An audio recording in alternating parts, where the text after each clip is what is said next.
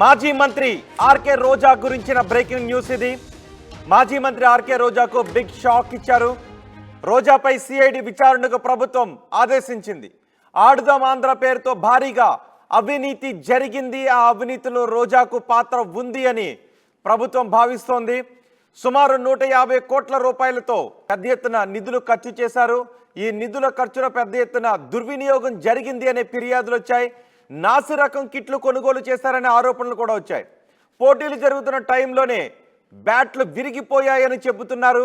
అప్పుడే క్రీడల మంత్రి రోజాతో పాటు ఏపీ ఒలింపిక్ అసోసియేషన్ అధ్యక్షుడిగా ధర్మాన కృష్ణదాస్ ఉన్నారు. ధర్మాన కృష్ణదాస్ పై కూడా సిఐడి విచారణ జరుగుతోందని చెబుతున్నారు. టెండర్ల ప్రక్రియ ఎలా జరిగింది, వర్క్ ఆర్డర్ ఇచ్చిన క్రీడా పరికరాలు ఎన్ని, రాష్ట్రానికి వచ్చినవెన్ని, ప్లేయర్లకు ఇచ్చినవెన్ని, క్రీడా పరికరాల నాణ్యత సంగతి ఏంటి అనే దానిపై సమగ్ర విచారణ జరుగుతోంది.